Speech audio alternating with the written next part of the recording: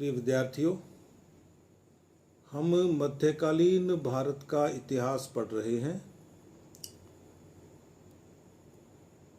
और इस क्रम में पहले हमने भारत में मध्यकालीन इतिहास की भूमिका पढ़ी।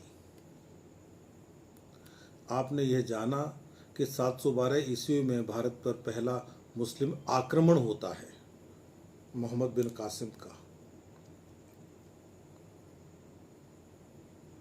इसका अर्थ यह नहीं है कि 712 ईस्वी से पहले हम मुसलमानों के संपर्क में नहीं थे। अरब के साथ हमारा बहुत पुराना ताल्लुक है और अरब वाले जब मुसलमान बन गए उसके बाद भी अरबी व्यापारियों का यहाँ आना जाना लगा रहता था। जैसा कि हम भारतीयों का स्वभाव है, हम अतिथियों को पूरी जगह देते हैं, पूरा मान देते हैं, पूरा सम्मान देते हैं। यह हमने किया, लेकिन कोई राजनीतिक महत्वाकांक्षा रही होगी मोहम्मद बिन कासिम की या उस व्यक्ति की जिसने उसे भेजा, और अरब के साथ हमारे राजनीतिक संघर्ष के संबंध बन गए।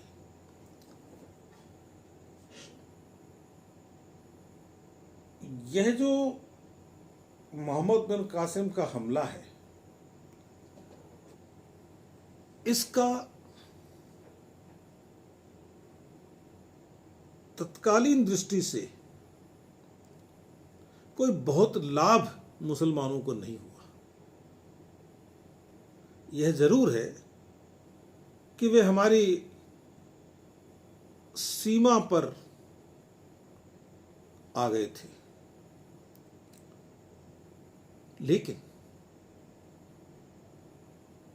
1000 से 1027 के बीच में, 1000 से 1027 ईस्वी के बीच में गजनी के महमूद ने हमारे देश पर 17 बार हमले किए। यह मैं आपको बता चुका हूं।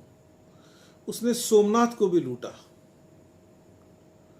और इतना धन उसके पास आ गया कि सारे जतन करने के बाद भी उस धन को यहाँ से गजनी ले जाना उसके लिए बहुत कठिन साबित हुआ। यूं ही कोई भारत को सोने की चिड़िया नहीं कहता। और फिर थोड़ा विराम आया और 1191 में मोहम्मद गोरी ने एक बड़ा हमला इस देश पर किया। सांभर और दिल्ली के राजा पृथ्वीराज चौहान तृतीय से उसकी लड़ाई हुई। 1191 में वह हार गया। बहुत सारी बातें हैं इस लड़ाई की। पृथ्वीराज चौहान इस विजय के बाद असावधान हो गया, क्योंकि उसने मोहम्मद गोरी को कैद करके छोड़ा था। तब वह क्यों सोचता कि जिस आदमी को मैंने कैद कर लिया था और उस पर दया दिखाकर, उस पर रहम दिखाकर, उसको शरणार्थी मानकर मैंने छोड़ दिया, वह क्यों आएगा। यद्यपि पृथ्वीराज चौहान तृतीय के सेना नायकों ने संकेत भी किया उसे, लेकिन बहुत ज्यादा गंभीरता से वह ले नहीं पाया उन संकेतों को। मोहम्मद गोरी बहुत चतुर सेना नायक था। अफगानिस्तान में उसके सामने संभावनाएं सिमटती जा रही थी। इसके लिए उसे भारत का खुला मैदान दिखाई देता था कि इन भारतीयों को हम जीत लेंगे। और 1192 में पृथ्वीराज चौहान की हार हो गई और भारत में अफगानिस्तान के मोहम्मद गोरी का शासन स्थापित हो गया। मैं यहाँ जब भारत में बोल रहा हूँ, इसका अर्थ आप भारत की केंद्रीय सत्ता से लगाइए। जब कोई यह कहता है कि मध्यकालीन भारतीय इतिहास का मतलब है कि भारत में मुस्लिम शासन, तब भी आपको उसका अर्थ केंद्रीय शासन के संदर्भ में ही लगाना चाहिए। इतने बड़े देश में इतने राजा महाराजा सामंत हुए थे कि उन सब पर मुस्लिम सत्ता को स्थापित कर देना असंभव था। लेकिन केंद्रीय सत्ता उनके पास रही। तो वे कौन से कारण थे कि भारत पर मुस्लिम सत्ता स्थापित हो गई?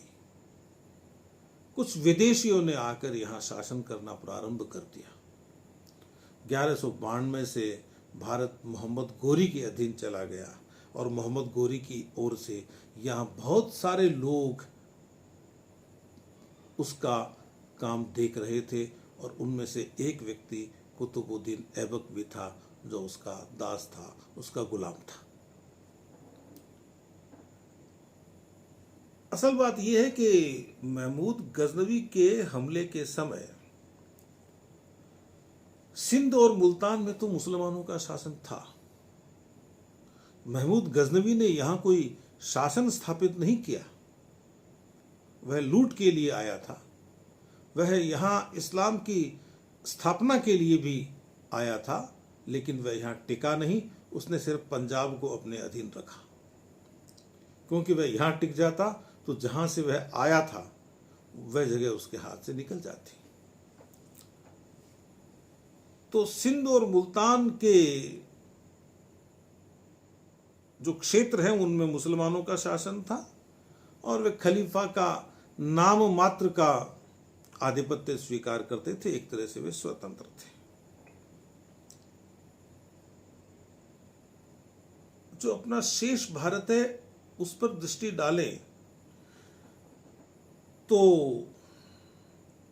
चनाब नदी से लेकर हिंदू कुश की पर्वतमाला तक ब्राह्मण हिंदू शाही वंश का शासन था। 10वीं शताब्दी में जयपाल इस राज्य का स्वामी था, जो एक योद्धा था, लेकिन तुर्कों से लड़ने की उसकी अकेले की क्षमता नहीं थी। और गजनी की ओर से जो हमला हुआ वो पहली बार उसे ही झेलना पड़ा। 986-87 ईस्वी में उसका मुकाबला हुआ सुबुक्तगीन से। हालांकि दोनों में संधि हो गई, लेकिन उस संधि का उल्लंघन करके 991 ईस्वी में सुबुक्तगीन वापस भारत आया। उसने जयपाल पे हमला किया और जयपाल इसमें पराजित हो गया। जयपाल को सफलता नहीं मिली। अपने बेटे और अपने पोते को उसे छोड़ना पड़ा।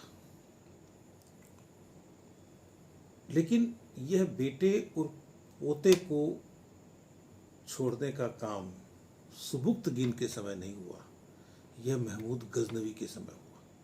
तो पहले तो 986-87 ईस्वी में सुबुक्तगीन आया, फिर उसके साथ संधि हो गई। वह 991 में दोबारा आ गया, उसमें जयपाल की पराजय हुई और फिर 1001 ईस्वी में महमूद गजनवी आ गया और उस गजनवी के सामने इसे अपने बेटे और पोते को सौंपना पड़ा। और इसे इतनी ग्लानि हुई अपनी पराजय की कि इसने स्वयं को अग्नि के हवाले कर दिया। पंजाब में महमूद के आक्रमण के समय शक्तिशाली रानी दिद्दा शासन कर रही थी। और इस हिंदू शाही राज्य से उसके पारिवारिक संबंध थे। कन्नौज में प्रतिहार वंश का शासन था। यह जो राज्य है कन्नौज, ये वत्सराज और नागभट्ट के समय बड़ा ही महत्वपूर्ण राज्य था, बड़ा प्रभावशाली राज्य था, लेकिन अब निर्बल हो चुका था। और 1019 में जब महमूद गजनवी ने कन्नौज पर हमला किया तो यहाँ का शासक राज्यपाल उसके सामने टिक नहीं सका और उसे समर्पण करना पड़ा। राज्यपाल का बेटा त्रिलोचन पाल भी मुकाबला नहीं कर पाया।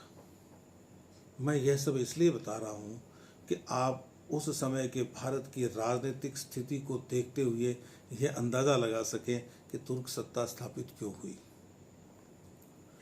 राजपूतों का एक प्रसिद्ध जो क्षेत्र था वह सांबर था, और उसके बारे में बात मैं कर चुका हूँ पृथ्वीराज चौहान के प्रसंग में। और बहुत सारे छोटे मोटे वंश थे, राजा थे जो शासन कर रहे थे। गुजरात में चालुक्य थे, बुंदेलखंड में चंदेल थे, मालवा में परमार थे। और आपको ध्यान होगा कि राजा भोज 1000 से 1056 ईस्वी तक जिसका समय था, बड़ा प्रतापी शासक हुआ है। और जब महमूद गजनवी के हमलों के बाद में गोरी भारत में आया तो उस समय 3 विदेशी राज्य थे, पंजाब, मुल्तान और सिंध। और आप ये समझ लीजिए कि महमूद गजनवी और मोहम्मद गोरी के हमलों के बीच में 148 साल का अंतर है। तो कुछ परिवर्तन भारत में आ गए थे। भारत की उत्तरी पश्चिमी सीमा पर सिंध में सुम्र जाति के शिया शासक शासन कर रहे थे, मुल्तान में करमाती जाति के शिया थे, और पंजाब जो है, मैं कह चुका पहले कि वो गजनवी ने अपने अधीन ले लिया था, तो उसी के वंश के लोग वहाँ शासन कर रहे थे। तो यह एक चित्र है आपके सामने। और फिर बाद में आप भारत के दूसरे क्षेत्रों को देखें तो करीब करीब अपने भारत पर वैदिक धर्म को मानने वाले लोगों का शासन था या बौद्ध धर्म को मानने वाले लोगों का शासन था, यह आपको ध्यान रखना चाहिए। जैसे बिहार है, उसका एक भाग अब भी बौद्ध मत को स्वीकार करने वाले पालों के अधीन था। बंगाल में वैदिक राजवंश के लोग थे और बुंदेलखंड चंदेलों के अधीन था ही। गहड़ वालों ने कन्नौज से प्रतिहारों को हटा दिया था। दिल्ली और अजमेर चौहानों के अधीन थे और कन्नौज का राजा जयचंद और इधर सांबर का राजा पृथ्वीराज चौहान, इन दोनों के बीच में प्रतिस्पर्धा की बात भी हम पढ़ते आए हैं। हमने यह भी सुना कि पृथ्वीराज ने जयचंद की पुत्री संयोगिता का अपहरण किया था। बहुत सारी बातें हैं, लेकिन मैं ये कहना चाहता हूँ कि भारत में जो भारत के जो राजा महाराजा हैं वे आपस में लड़ते बहुत थे। यह स्वाभाविक था। अब अंग्रेजों ने भारत का जो इतिहास लिखा उसको पढ़ाना शुरू किया तो छवि ऐसी बनाई भारत की कि यहाँ के राजा तो आपस में लड़ते झगड़ते ही रहते थे। जैसे उनके यूरोप में तो वे हमेशा प्यार से ही रहे, कभी झगड़े ही नहीं। भूगोल की दृष्टि से भारत का विस्तार और वे यूरोप में जिन देशों की बात करते हैं उन देशों को जोड़ के देख लीजिए, हमारा भूगोल ज़्यादा पड़ता है और लड़ाइयाँ उनके यहाँ हमसे कम नहीं है। लेकिन इतिहास को रखने का उनका अपना नज़रिया था, क्योंकि वे साम्राज्यवादी थे और हम उनके अधीन थे, इसलिए उन्होंने जो चाहा वह हमको पढ़ाया। तो इस तरह से ये जयचंद और पृथ्वीराज की प्रतिद्वंद्विता की बात। और इसके अलावा आप ये देख लीजिए कि दक्षिण भारत के देवगिरी में यादव, वारंगल में काकतीय, द्वार समुद्र में होयसल, मदुरा में पांड्य, इस तरह के बहुत सारे राज्य दक्षिण भारत में थे और वे आपस में संघर्ष करते रहते थे। तो असल बात यह है कि अपना जो देश है वह राजनीतिक दृष्टि से अवश्य बंटा हुआ था, लेकिन एक सांस्कृतिक एकत्व इस देश में स्थापित था और राजाओं के बीच में आपसी संघर्ष का चलना कोई अनहोनी बात नहीं थी। अब प्रश्न यह उठता है कि क्या सिर्फ इस राजनीतिक परिस्थिति के कारण ही विदेशी भारत आ गए? विदेशियों के भारत के आने के कारण दो तरीके से देखे जाने चाहिए। एक तो वे अपने यहाँ की किन्हीं मजबूरियों के कारण आए और दूसरा हमारे यहाँ की, खास तौर से हमारे यहाँ की राजनीतिक परिस्थिति। कुछ बड़े कारण हैं तुर्कों के भारत में सफल होने के। एक कारण यह है कि राजपूतों के पास कोई स्थायी सेना नहीं थी। वे अपने सामंतों के भरोसे अपनी फौज इकट्ठा करते थे। ठीक है, एक केंद्रीय बल उनके पास रहता था किसी बड़े राजा के पास, लेकिन जब उसे लड़ना होता था तो वह अपने सामंतों का आह्वान करता था कि भाई भेजिए, फौज भेजिए, अब लड़ाई पर जाना है। अब वो फौज अपने स्वामी का कहना मानेगी या स्वामी के स्वामी का कहना मानेगी? फौज का नजरिया ये होता था कि हमारा मालिक तो वो है, हमारा मालिक राजा नहीं है, हमें उसका आदेश होगा, उसके बाद में हम कोई भी काम करेंगे। तो यह भी एक असुविधा ही थी। दूसरी बात ये कि भारत में सैनिकों को प्रशिक्षित करके भर्ती करने का कोई बड़ा तंत्र नहीं था और वे जो आए थे आक्रांता विदेशी, वो प्रशिक्षित सैनिक भर्ती किया करते थे और वे स्थायी सेना रखा करते थे। इसका मतलब यह नहीं है कि उनके साथ लोग जुड़ते नहीं थे। वे जिधर से जीत कर आते थे वहाँ से लोगों को भर्ती करते थे, लेकिन यह कहकर भर्ती करते थे कि आप अब हमारी फौज के स्थायी सदस्य हैं। और यदि कुछ सदस्य स्थायी न भी थे तो उनकी संख्या स्थायी सैनिकों की संख्या से कम ही थी, यह तो मानना ही पड़ेगा।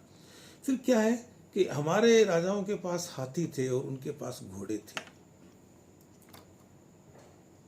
घोड़े ज्यादा फुर्तीले होते हैं बजाय हाथी के। बिजली की गति से वे लोग दौड़ते थे। घोड़े हमारे पास भी थे, लेकिन हाथी हमारे पास ज्यादा थे। और यदि हमारे पास घोड़े थे भी तो हमारी जो अश्वारोही सेना है, जो घोड़ों की सेना है, वह कमजोर थी। इस बात का ध्यान रखना चाहिए। और हाथियों में तो ये था कि वो घोड़ों पर आगे तलवार बांध के या कुछ और चीज़ें बांध के हाथियों पे हमला कर देते थे और फिर वो हाथी घूम के अपनी ही फौज को कुचलने लग जाते थे। वो तो जानवर थे, वे थोड़ी समझते थे। दूसरी बात ये कि रणनीति के मामले में भी वो जो तुर्क थे वे ज़्यादा होशियार थे। हमने तो पृथ्वीराज चौहान के सिलसिले में आपने देखा, मोहम्मद गौरी को छोड़ दिया, लेकिन वह तो आ गया ना फिर से। तो इस तरह से क्या है कि एक क्या था कि अपने जो राजा होते थे वो हाथी पर बैठकर खुद ही मैदान के केंद्र में आ जाते थे जोश बढ़ाने के लिए। लेकिन तुर्क बड़े होशियार थे, वो खुद केंद्र में रहते थे और चारों तरफ अपनी फौज का ध्यान रखा करते थे। वो एक सुरक्षित सेना हमेशा अपने पीछे रखते थे। 5 हिस्से हो गए ना सेना के, आगे पीछे दाएं बाएं, और एक रिजर्व सुरक्षित सेना। वो सेना बड़ी काम आती थी, ये ध्यान रखना चाहिए। हम लोग क्या थे कि हम घमासान करने में तो बहुत होशियार थे, सामने आ गए तो काट ही डालेंगे, लेकिन रणनीति बनाने में हम थोड़े से कमजोर पड़ते थे। और बस एक थोड़ा अंतर ही होता है जीत और हार का। तो इस तरह से हम उनकी तरह हमें कूटनीति नहीं आती थी, सैन्य कूटनीति नहीं आती थी, और वो इसको जानते थे। तुर्क तो बार बार अपनी फौज की रचना ही बदल लेते थे, व्यूह रचना बदल लेते थे और अपन एक ही ढर्रे पे लड़ा करते थे। तो चतुराई थी तभी तो हुआ ना। और फिर तुर्क तीरंदाजी के मामले में अपन लोगों से बहुत होशियार थे, ये आपको ध्यान रखना है। फिर पक्का आंकड़ा अलग अलग आंकड़े होने के कारण मिलता नहीं है, लेकिन आप ये देखिए कि जो गोरी है उसके पास 1,20,000 घुड़सवार थे और सब छंटे हुए, और भारतीय फौजों में 3 लाख घुड़सवार थे, है ना, लेकिन फिर भी हम मुकाबला कर नहीं पाए। तो असल बात यह है कि ये जो हथियार काम में लिए जाते थे युद्ध में, वे भी तुर्कों के हथियार हमसे ज़्यादा अच्छे होते थे। उनके पास मंजनिक, अर्रादा, कई तरह के उपकरण या यंत्र होते थे। वो जो अर्रादा है उसके माध्यम से तो किलों पर चढ़ जाते थे। प्राचीन भारत में तो पूर्व सरिष्णु नाम का यंत्र हुआ करता था अपने यहाँ पे। तो इसके कारण हम थोड़ा सा पिछड़ गए। फिर हम तो शत्रु का मुकाबला तब करते हैं जब शत्रु हमारे ऊपर आकर हमला करे। तो हम तो हो गए सुरक्षात्मक, और तुर्कों का ये था कि पहले हमला कर दो। तो इस चीज हमारे स्वभाव में नहीं है भाई, हम शांति प्रिय लोग रहे हैं। फिर हमारी जो गुप्तचर व्यवस्था है वो भी कमजोर पड़ती थी, है ना। और युद्ध संबंधी दृष्टिकोण में भी अंतर है। राजपूत के लिए खून की होली खेलना कोई बड़ी बात नहीं है। राजपूतों की स्त्रियों के लिए पराजय के बाद में जलकर मर जाना कोई बड़ी बात नहीं है, यदि उस समय का मूल्यांकन करें तो। हमारे राजपूत आदर्शवादी तरीके से लड़ते थे और उनका आदर्श ही कूटनीति था। इस अंतर को समझने की कोशिश कीजिए। हमने सीमांत प्रदेशों की भी कोई बहुत ज़्यादा रक्षा नहीं की। राजनीतिक एकता का अभाव था ही, जागीरदारी और सामंती प्रथा थी। इसके कारण भी हम बहुत कमज़ोर पड़ गए, क्योंकि अब एक सामंत के बाद में दूसरा सामंत होता था तो वो वंशानुगत तरीके से होगा। सैनिकों की भर्ती में भी एक के मरने के बाद उसका बेटा आ जाता था, कोई और आ जाता था। तो फिर उसमें योग्यता देख के छांटने वाला काम है ना, वो काम कम हो जाता है। बस ये आप समझने की कोशिश कीजिए। और भी बहुत सारी बातें हैं। तुर्कों में कहते हैं कि शासक को निर्वाचित किया जाता है। हमें तो इस बात को मानने में थोड़ी दिक्कत ही होती है, क्योंकि चाहे तुर्क हो, चाहे वे हिंदू हो, चाहे वे कोई और हो, वो जमाना ऐसा था जिसके पास ज़्यादा जोर है वो उतनी ही ज़्यादा सफलता प्राप्त करता है।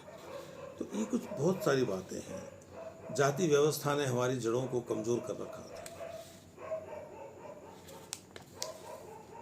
युद्धों में अलग अलग खेमे होते थे और वे खेमे जातियों के आधार पर बंटे होते थे। तो हमें इसको समझना पड़ेगा।